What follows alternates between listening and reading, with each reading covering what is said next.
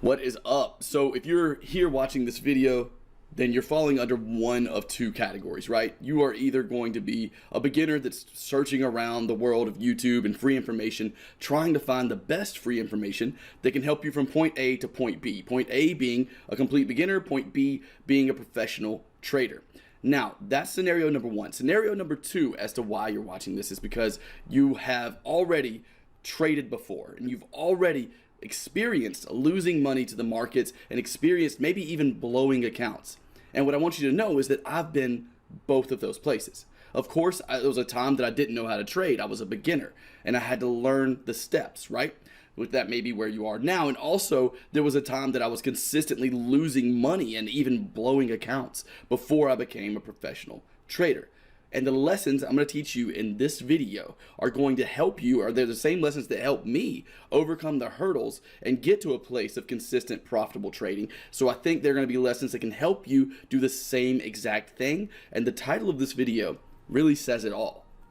Don't trust anyone, including me. I'll tell you more about that after the intro and disclaimer. So if you're new to the Forex market and you want to get your hands on free education, we have some links in the description. Also, subscribe to be alerted when we come out with other videos like this. Click that like button for me. Follow us on the socials. Links are in the description. And I'll see you guys directly after the intro and disclaimer. See you soon.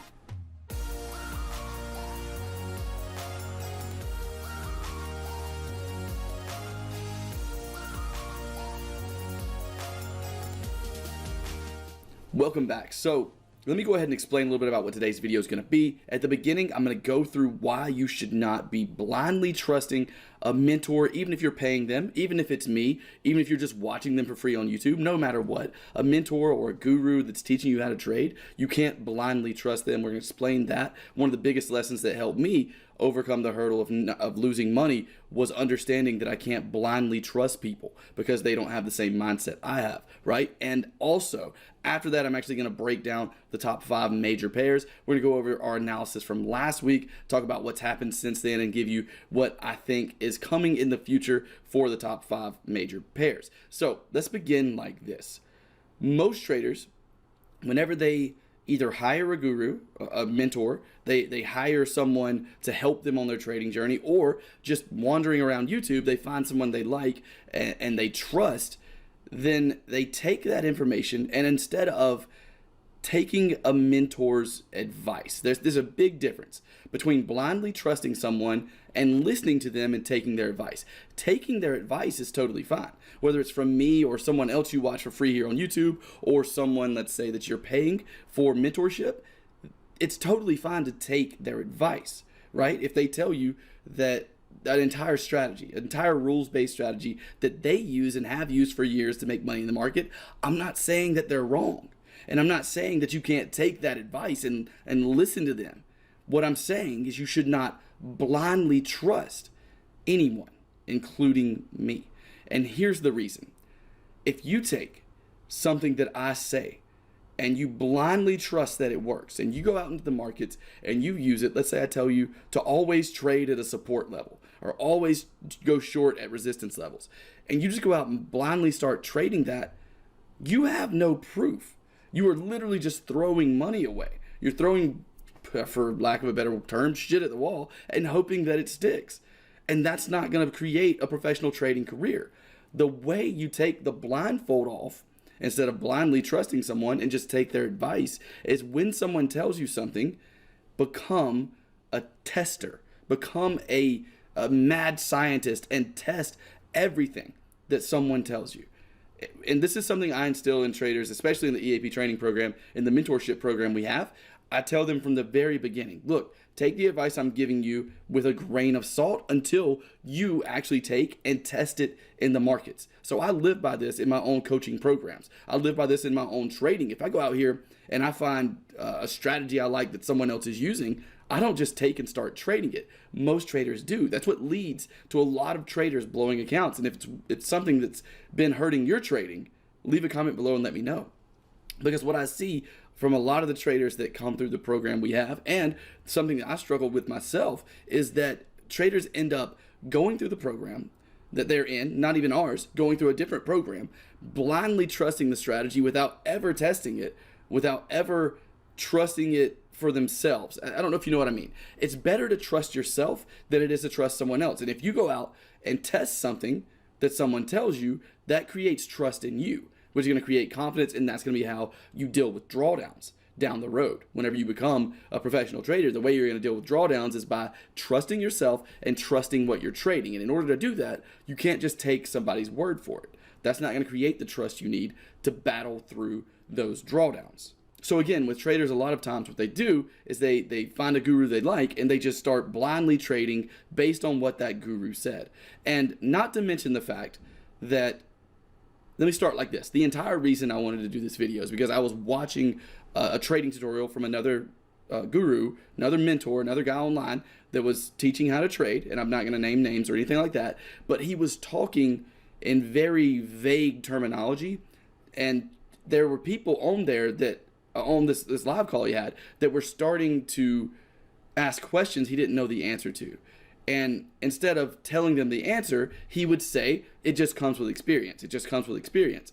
And that's totally fine. But what happens is half the traders that were on this call, after the call, probably went out and started trading blindly based on this guy's methods. And that's something that resonated with me so well, because that's something I'm so scared of, not only for you, but something I dealt with in the beginning of my trading career, was just going out here and blindly trading based on these strategies. And something that really irked me was that this guy was showing only winning trades of the strategy and claiming it was like a 90% win rate, and then showing you a chart that was trending, right? All it was doing was trending. He was showing you a piece of a chart that was just trending the whole time.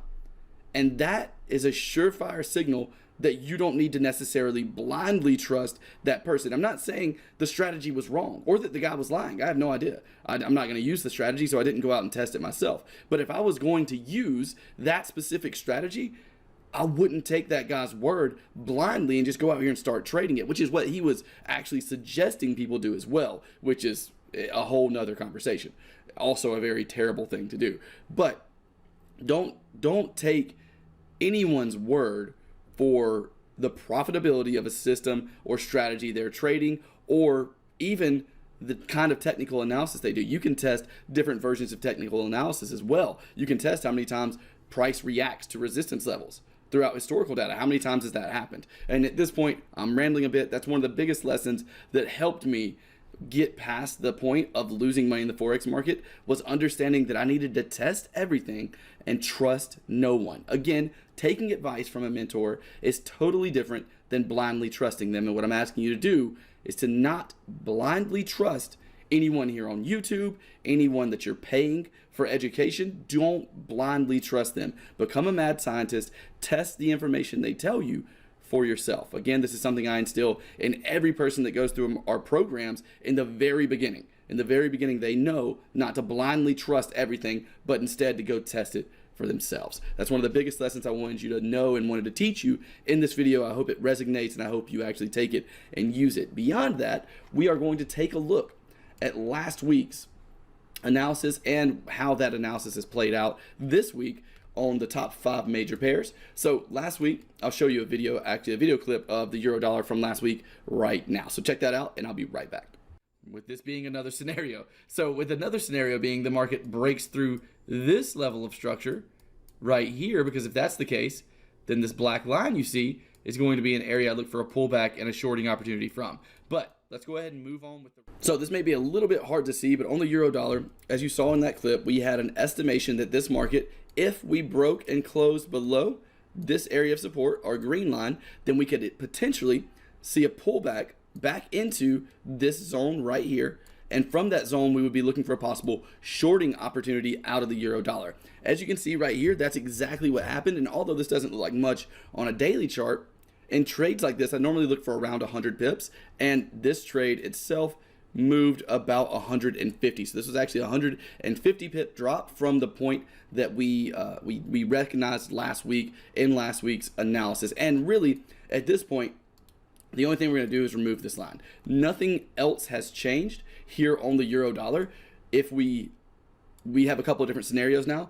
At this point, it looks like we have this double bottom here. We could possibly see this market push up. When that happens, if that happens, we're going to look for that push up to come into our previous resistance level here, and we'll be looking at 1.1211 for possible shorting opportunities here on the euro dollar. Beyond that, if we break above that level, we'll be looking at 1.1280 for the next level of possible resistance out of the euro dollar. Now, if we push down on this pair, our support level from last week still exists around 1.0858. That's a level we'll be looking for possible long opportunities, counter trend, because this is a market that's in a downtrend at the moment. So as a counter trend play, that's going to be an area we take a look at, and we'll have to scroll the chart back because I always like having two areas. We talked about that last week. That video will be in the description as well if you didn't see it, but I like having two separate areas of resistance and two separate areas of support that I'm paying attention to.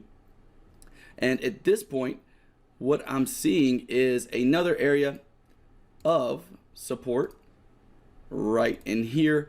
I'm pointing that out because we have two tests of resistance here in this area, and actually a third test right here, and that gives me the qualifications I need to call this a major level of support that I'll be looking for possible counter trend opportunities at that level. And I had a comment last week that levels aren't lines. I know that. I know these are zones. So this zone is going to be around the 1.0766 level. Get creative. It's a zone, not a line. So remember, this is going to be a box like this. And if we break past our 1.0858 level and get down to 1.076, then that's an area I'll be looking at for counter trend long opportunities out of the euro dollar. So next up, we have the dollar yen. Our prediction last week on this pair was that we were looking for this market to possibly break above our red zone. If we did, we would be looking for a pullback into that zone and another push higher. That's what we are still looking for. The analysis from last week on this pair is still relevant. So at this point on this pair, we're waiting for this market either to climb all the way up to 108.87. If we climb up to that level, it's a level I'll look for possible shorting opportunities from, trying to get about 100 pips out of this, maybe some trend continuation to the downside. We are in a downtrend overall, although we did just break above the 50-period moving average and we broke through this little level of consolidation, but overall still in a downtrend currently on this pair. And if we get that move, it's going to be an area I look for some possible, a large push down from the 108.87 level. Place I'll probably take like multiple targets on the trade, looking for that.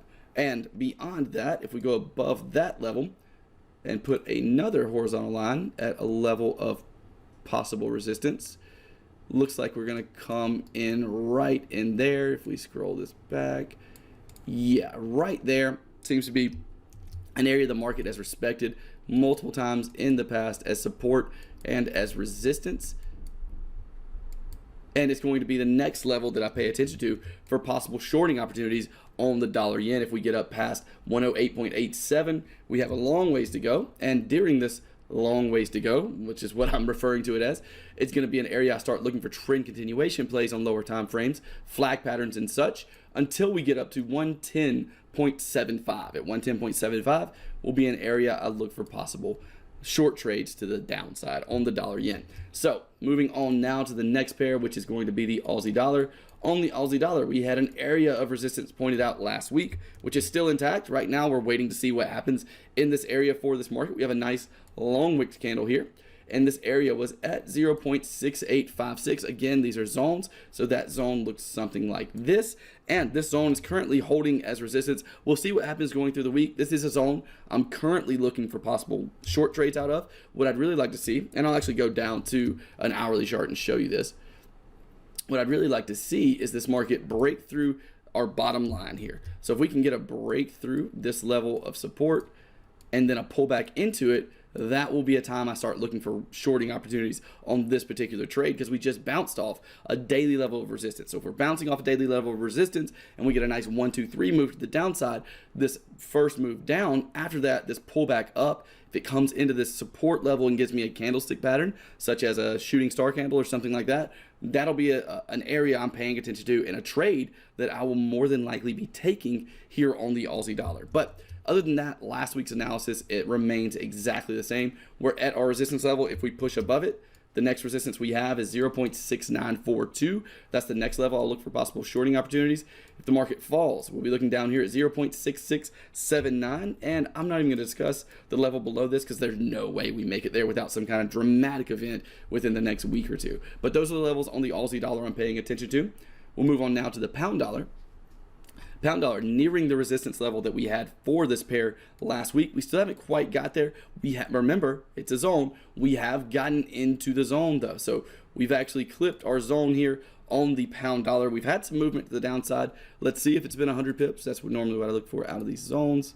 We've had about 96 pips at this point from our zone on the pound dollar. We can still look there, or at least I will still be looking there for possible resistance if we get another pullback up into that area, and for another possible trade to the downside. If we get above that area though, I'll be looking around 1.2489 for possible resistance. And if this market just suddenly drops, I'll be looking at our zone between 1.204 and 1.199 for possible long opportunities out of this pair. That's what I'll be looking for going into this week and next week on the pound dollar. Lastly, we have the dollar Swiss. On the dollar Swiss, we had this level pointed out at 0.9915 last week. This zone of resistance that started at 0.9929. We have seen some resistance out of that level so far this week. We'll see if that continues to play out. If it does, I'll be looking on lower time frames for possible trend continuation trades down to 0.9841 and 0.9816. In this zone will be an area I look for possible long trades. If the market pushes up and breaks our level we're currently sitting at, then I'll be looking for the 1.0 area and this zone in this area for possible shorting opportunities out of the dollar Swiss. And I really like this being an even handled number, being a 1, like 1.0. That's going to be a very significant place in this market, in my opinion. And it's a level I hope the market gets up to so I can get a possible shorting opportunity from that area. That's what I'll be paying attention to on the dollar Swiss. And that's all for this video. I hope that you enjoyed it. I hope you got value from it. Be sure you're subscribed and click that like button. Check out links in the description for not only our paid programs, but also some other free education. Follow us on Instagram. I'm gonna do a post next week on Instagram, and I'm gonna ask you to comment your biggest struggle as a trader underneath that post. And then I'm gonna randomly select the winner to win for life every program we ever offer in the Forex training industry. So if that's something you're interested in, follow us over on Instagram. The link for that is in the description. I hope you have a fantastic day. I hope you have a green week in the markets, and I will talk to you very soon.